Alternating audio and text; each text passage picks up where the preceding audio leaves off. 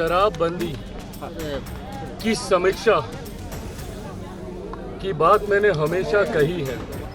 जहरीली शराब के निर्माण की जानकारी सामने आती है। जहरीली शराब से होने वाली मौतें हम लोगों को चिंतित करती हैं। तो ऐसे में विकसित बिहार का होना भी ज़रूरी है। बिहार के विकसित हुए हम लोग कभी भी विकसित भारत की कल्पना नहीं कर सकते। देश में जात पात धर्म मजहब से उठकर सही मायनों में युवाओं को आगे बढ़ाकर महिलाओं का समावेश कर हम लोग विकसित भारत की दिशा में आगे बढ़ने का कार्य करें। उन बातों का मैं समर्थन जरूर करता हूं, क्योंकि उन्होंने कहीं भी ना जाति की बात की, ना उन्होंने किसी तरीके के भेदभाव, सांप्रदायिकता, जातीयता से अपने आप को दूर रखते हुए समावेश और विकास की सोच उन्होंने सामने रखी।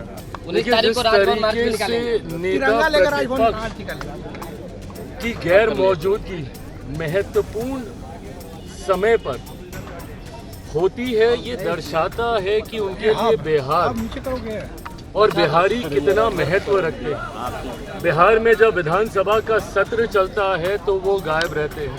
शराबबंदी को लेकर फिर से एनडीए में घमासान मच गया है। देखिए, आज स्वतंत्रता दिवस के मौके पर चिराग पासवान पहुंचे थे अपने पार्टी के प्रदेश कार्यालय, जहां उन्होंने झंडोत्तोलन किया और उसके बाद शराबबंदी पर बड़ा बयान दे दिया है। कहा है कि शराबबंदी की जरूर समीक्षा होनी चाहिए एनसीआर की रिपोर्ट के आधार पर, और इसकी जांच होनी चाहिए कि जिन उद्देश्यों से शराबबंदी को लागू किया गया था उसको पूरा किया गया। फिर उसके बाद उन्होंने तेजस्वी यादव पर जमकर हमला बोला है। सबसे पहले आपको सुनाते हैं चिराग पासवान का वो बयान जिसमें वो सब कुछ कहते हुए नजर आ रहे हैं। स्वतंत्रता दिवस की ढेर सारी बधाई, ढेर सारी शुभकामनाएं देता हूं।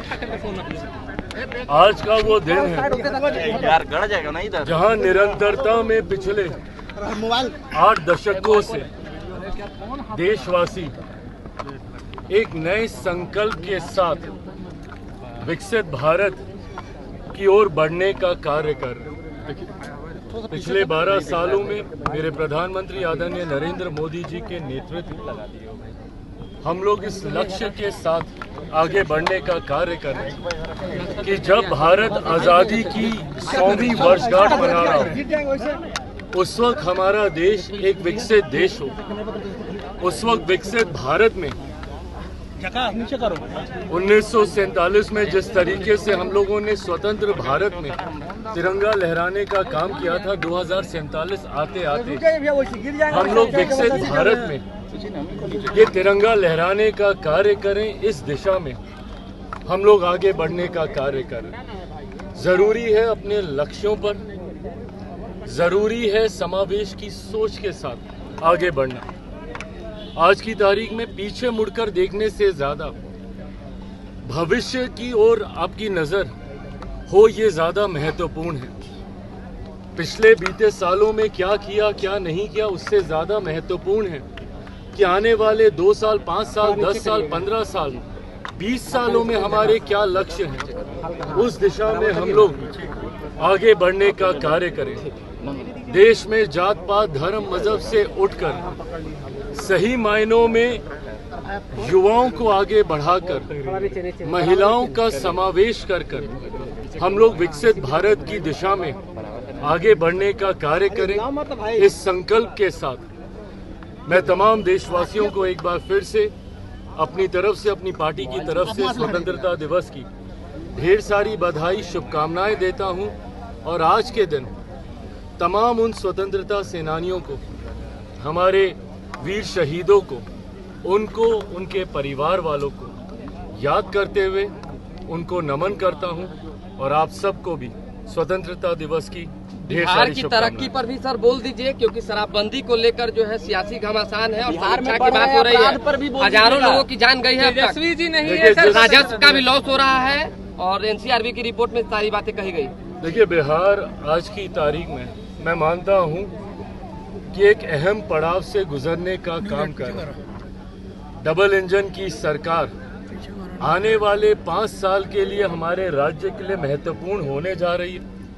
मैं मानता हूं, मैं ये भी मानता हूं कि आज की तारीख में बिहार के सामने और हमारी सरकार के सामने कई प्रकार की चुनौतियां हैं, पर आने वाले 5 सालों में मेरा विश्वास इस डबल इंजन की सरकार के प्रति है कि प्रधानमंत्री जी की सोच से, मौजूदा मुख्यमंत्री सम्राट चौधरी जी के प्रयासों से जब हम लोग विकसित भारत की बात करेंगे तो ऐसे में विकसित बिहार का होना भी ज़रूरी है। बिहार के विकसित हुए हम लोग कभी भी विकसित भारत की कल्पना नहीं कर सकते। जहां चुनौतियां बड़ी हैं वहीं हम लोगों की सोच भी स्पष्ट है कि भारत की बिहार को हर चुनौतियों से बाहर निकालते हुए, भले वो विकास की दृष्टि से हो या कानून व्यवस्था की दृष्टि से हो, उसको बाहर निकालते हुए जल्द हम लोग अपने लक्ष्यों तक तीव्र गति से अग्रसर होंगे। ये मेरा विश्वास। शराबबंदी पर जरूरी है, खत्म होना चाहिए, समीक्षा होनी चाहिए, तेल है, राजस्व का लॉस है। शराबबंदी की समीक्षा की बात मैंने हमेशा कही है। आज भी लगभग 10 साल होने के बाद शराबबंदी बिहार में बने हुए, पर इन 10 सालों में क्या इस कानून को जिस सोच के साथ हम लोगों ने बनाने का काम किया था, उस वक्त मेरी पार्टी विपक्ष में थी, उसके बाद भी हम लोगों ने इस कानून का समर्थन किया था, क्या हम लोग उस लक्ष्य को हासिल कर पाए हैं? क्या हम लोग उस सोच को धरातल पर सही मायनों में उतार पाए हैं? क्योंकि आज भी कई बार जहरीली शराब के निर्माण की जानकारी सामने आती है। जहरीली शराब से होने वाली मौतें हम लोगों को चिंतित करती हैं। आयात होता है सीमावर्ती इलाकों से, ये जानकारी भी रह कर आती है। ऐसे में क्या और कदम उठाने की ज़रूरत है जिसके माध्यम से हम लोग इस कानून को सही मायनों में धरातल पर उतार सकें?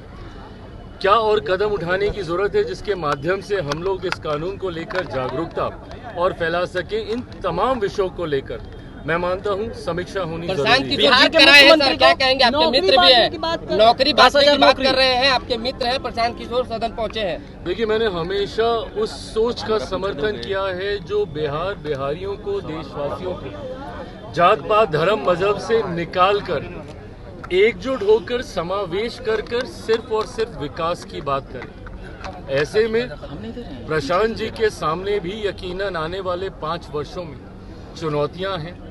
उन्होंने जो बातें कही हैं उन बातों का मैं समर्थन जरूर करता हूं, क्योंकि उन्होंने कहीं भी ना जाति की बात की, ना उन्होंने किसी तरीके के भेदभाव, सांप्रदायिकता, जातीयता से अपने आप को दूर रखते हुए समावेश और विकास की सोच उन्होंने सामने रखी। रोजगार की बात उन्होंने की, विकास की बात उन्होंने की, पर ये बातें सिर्फ बातें ही बन के रहेंगी या धरातल पर देखने को मिलेंगी, ये चुनौती भी उनके समक्ष है। आने वाला समय बताएगा कि वो कितना खरा अपनी बातों पर। तेजस्वी यादव गायब है, बिहार में अभी नहीं है, और वो कह रहे हैं कि जिस तरह से अपराध बिहार में बढ़ा है, अगर सरकार नहीं हिसाब करेगी तो फिर जनता खुद हिसाब कर देगी। 19 तारीख को राजभवन मार्च में निकालेंगे। नेता प्रतिपक्ष की गैर मौजूदगी महत्वपूर्ण समय पर होती है, ये दर्शाता है कि उनके लिए बिहार और बिहारी कितना महत्व रखते हैं। बिहार में जब विधानसभा का सत्र चलता है तो वो गायब रहते हैं। बिहार में जब महत्वपूर्ण निर्णय लिए जाते हैं तब वो गायब रहते हैं। जब महत्वपूर्ण दिन होते हैं तब वो गायब रहते हैं। उनके लिए विदेश यात्रा, उनके लिए अपनी मौज मस्ती अगर ज्यादा मायने रखती है तो मैं मानता हूं कि ये चिंता का विषय है। हमारी सरकार को घेरने के लिए नेता प्रतिपक्ष की मौजूदगी जरूरी है लोकतंत्र के लिए।